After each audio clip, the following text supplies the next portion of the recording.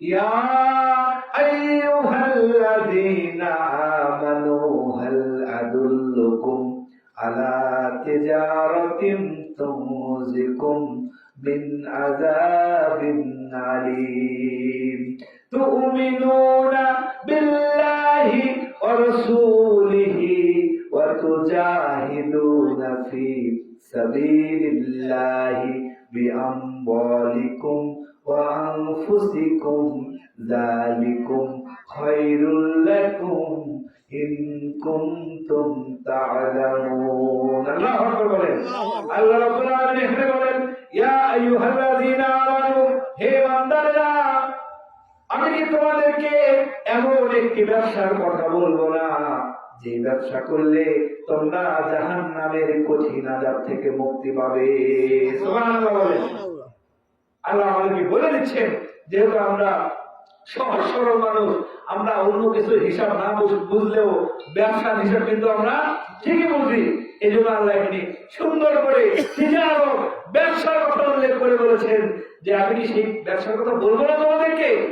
আল্লাহ তাআলা তারপরে আবার নিজেই বলছেন যে সেই ব্যবসাটি হলো তুমিনুনা বিল্লাহ, তোমরা আল্লাহর প্রতি বিশ্বাস স্থাপন করবে, ওয়া রাসূলিহি, এবং রাসূলের প্রতি বিশ্বাস স্থাপন করবে, সাথে সাথে ওয়া তুজাহিদুনা ফি সাবিলিল্লাহ, আল্লাহর প্রতি, আল্লাহর রাস্তায় তোমরা সংগ্রাম করবে, তোমরা আল্লাহর দ্বীন প্রতিষ্ঠার জন্য তোমরা কাজ করবে। তাহলে আমি আল্লাহ তোমাদেরকে এই জাহান্নামের কঠিন আযাব থেকে মুক্তি দেব। বলে সুবহানাল্লাহ। সম্মানিত উপস্থিতি, আমরা গ্রামের মানুষ অথবা কিছু আলেম ওলামাদের মধ্যে এই কথা প্রচলিত আছে যে আমরা দুনিয়াতে এসেছি, আমরা নামাজ পড়ব, হজ করব, যাকাত দিব, রোজা করব, আর কালের মতো আমরা পড়েছি, পড়ে মুসলমান হয়েছি, এভাবে চললে আমরা আল্লাহ জান্নাতে চলে যাব, আমাদের কিছু করতে হবে না। সম্মানিত উপস্থিতি, নামাজ পড়া যেমন আপনার আমার জন্য ফরজ, রোজা রাখা যেমন আপনার আমার জন্য ফরজ, আল্লাহর জমিনে আল্লাহর দ্বীন প্রতিষ্ঠা করা তার চাইতেও বড় ফরজ। কিভাবে? আপনারা জানেন, যে বছর প্রথম রোজা ফরজ করা হলো, আল্লাহ রাব্বুল আলামিন কোরআনের মধ্যে ঘোষণা করলেন, ইয়া আইয়ুহাল্লাযীনা আমানু কুতিবা আলাইকুমুস সিয়ামু কামা কুতিবা আলাল্লাযীনা মিন ক্বাবলিকুম লাআল্লাকুম তাত্তাকুন। আল্লাহু আকবার বলেন। আল্লাহ রাব্বুল আলামিন বলেন, হে বান্দারেরা, আমি তোমাদের উপরে রোজাকে ফরজ করেছি যেভাবে তোমাদের পূর্বের লোকজনদের উপর আমি রোজাকে ফরজ করেছিলাম। তোমাদের জন্য এটাই কল্যাণকর যদি তোমরা তা বুঝতে পারো। এই রোজাকে এই আয়াতের মাধ্যমে যেই বছরে আল্লাহ তাআলা এই রোজাকে ফরজ করেছেন, সেই বছরেরই 17 রমজান ইসলামের প্রথম যুদ্ধ। ইসলামের প্রথম কি বলে? ইসলামের প্রথম যুদ্ধ। এই যুদ্ধের ময়দানে আল্লাহ রাসূল মাত্র 313 জন সেনাবাহিনী নিয়ে, 313 জন সাহাবী নিয়ে আল্লাহ রাসূল বদরের প্রান্তরে গিয়ে কাফেরদের 1000 বাহিনীর সাথে লড়াই লিপ্ত হলেন। লড়াই লিপ্ত হওয়ার পরে আল্লাহ নবী দেখলেন যে তার সাহাবীরা, আল্লাহ রাসূলের সাহাবীরা এমনিতে তো সংখ্যায় কি 3 ভাগের 1 ভাগ, 3 ভাগের 1 ভাগ সংখ্যায়, তার মধ্যে আমরা সবাই কি আছে? রোজা আছে। রোজা রাখলে শরীর দুর্বল হয় না? দুর্বল হয়। এবং প্রথম রোজা বছরের রোজা কিন্তু অভ্যাস নাই তাদের ওইভাবে। 17 রমজান আল্লাহ রাসূল যুদ্ধের এক পর্যায়ে দেখলেন তার সাহাবীরা ক্লান্ত হয়ে যাচ্ছে, পরিশ্রান্ত হয়ে যাচ্ছে। তখন আল্লাহ নবী তার সাহাবীদের ডাকলেন, ডেকে ঘোষণা করলেন যে, হে আমার সাহাবীরা, আজকে এই বদরের প্রান্তরে যদি আমরা মুসলমানরা হেরে যাই, পৃথিবীর ইতিহাস থেকে ইসলাম নিশ্চিহ্ন হয়ে যাবে, কোরআনের যে আমাদের দাওয়াতটা নিশ্চিহ্ন হয়ে যাবে।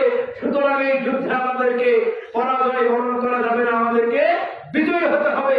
সুতরাং তোমাদের শক্তি সামর্থ্য দরকার, তাই তোমরা রোজাকে ভেঙে ফেলো। আল্লাহ রাসূলের মুখে এই কথা শুনে সাহাবীরা একটু চিন্তায় করে গেলেন যে আল্লাহ রাসূল কি বলে, এই বছরের রোজা ফরজ করা হলো, অথচ আজকে আল্লাহ রাসূল রোজা ভাঙার নির্দেশ দিলেন। তখন আল্লাহ রাসূল এই বিষয়টা বুঝতে পেরে তিনি নিজেই একটা খেজুর নিয়ে তিনি নিজে মুখে দিয়ে বললেন যে, হে সাহাবীরা, তোমরা কি আমি মুহাম্মদ আমার চেয়ে আল্লাহকে বেশি ভালোবাসো? তখন সাহাবীরা বললেন, ইয়া রাসূলুল্লাহ, কখনো নয়। তখন আল্লাহ রাসূল বলেন, আমি রোজা ভেঙেছি, তোমরা রোজা ভাঙো।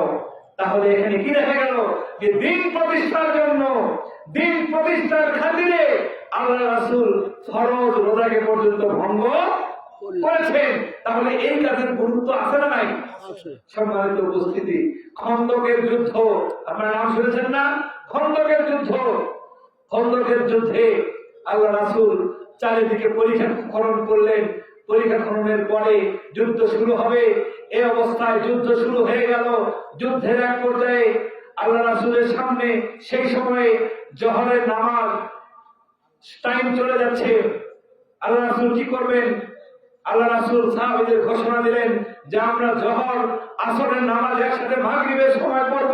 আমরা যদি নামাজে লিপ্ত হই, কাফের মুশরিকরা আমাদেরকে হত্যা করবে, তারা ইসলামের উপরে তারা বিজয় পাবে। সুতরাং আমরা ফজরের, জোহর এবং আসরের নামাজকে কাজা করে একসাথে মাগরিবের সময় 3 ওয়াক্ত নামাজ পড়ব। তারা তাই করলেন এবং যুদ্ধে জয়লাভ করলেন। বলেন সুবহানাল্লাহ। তাহলে আল্লাহ রাসূল যেই কাজের জন্য ফরজ নামাজ কি করলেন? কাজা করলেন। ফরজ রোজাকে ভঙ্গ করলেন। তাহলে সেই কাজের গুরুত্ব আছে না নাই? সম্মানিত উপস্থিতি, আমাদের দেশে মানুষেরা আমরা মনে করি যে আমরা নামাজ পড়ব, রোজা করব, হজ করব, এর মাধ্যমে আমাদের দায়িত্বগুলো শেষ। সম্মানিত উপস্থিতি, না, এটা বললে হবে না। আপনি নামাজ পড়ছেন, নামাজ হলো ইসলামের একটা অঙ্গ। আপনি রোজা রাখছেন, রোজা হলো ইসলামের একটা অঙ্গ। আপনি হজ করছেন, এইটাও ইসলামের একটা অঙ্গ। আপনি যাকাত দিচ্ছেন, এইটাও ইসলামের একটা অঙ্গ। কিন্তু আমাদের যদি কারো হাত থাকে, পা থাকে, মাথা থাকে, যদি চোখ না থাকে, তাহলে কি আমরা প্রকৃত মানুষ হব? আমাদেরকে কি বলা হবে? অন্ধ মানুষ। কি বলা হবে? অন্ধ মানুষ। সব আছে, মাথা নাই, আমাদেরকে মানুষ বলা হবে? বলা হবে না। কারো যদি 2 হাত থাকে, পা থাকে, জীবনের শরীরের সকল অঙ্গগুলো থাকে, কিন্তু যদি কারো চোখ দুটো শুধু না থাকে, তাহলে আমরা তাকে যেমন অন্ধ মানুষ বলবো। আমরা মুসলমান হিসাবে আল্লাহর বিধান অনুযায়ী আমাদের জীবনের সমস্ত কথাগুলো, আল্লাহর সমস্ত কথাগুলো, সমস্ত আদেশ, সমস্ত নিষেধগুলো যদি আমরা না পালন করি, তাহলে আমাদেরকে যেমন পরিপূর্ণ মানুষ বলা হবে না, আল্লাহর কাছেও আপনি কখনো পরিপূর্ণ ইমানদার হতে পারবেন না। কারণ আপনাকে পরিপূর্ণভাবে ইসলামের মধ্যে প্রবেশ করতে হবে। আল্লাহ রাব্বুল আলামিন বলেন, ইয়া আইয়ুহাল্লাযীনা আমানু দুখুলু ফিস-সিলমি কাফা ওয়া লা তাত্তাবিউ খুতুওয়াতিশ শাইতান ইন্নাহু লাকুম আদুউম মুবিন। আল্লাহু আকবার বলেন। আল্লাহ রাব্বুল আলামিন বলছেন যে হে ইমানদাররা, তোমরা পরিপূর্ণভাবে ইসলামের মধ্যে প্রবেশ করো। তোমরা পরিপূর্ণভাবে ইসলামের মধ্যে প্রবেশ করো, আর তোমরা শয়তানের পদাঙ্ক অনুসরণ করো না। আমরা যদি নামাজ পড়ি, সুদ খাই, নামাজ পড়ি, সিগারেট খাই, নামাজ পড়ি, অপরের সম্পদ দখল করি, নামাজ পড়ি, আরেকজনের জমির আল খেলি, তাহলে কি এটা হবে?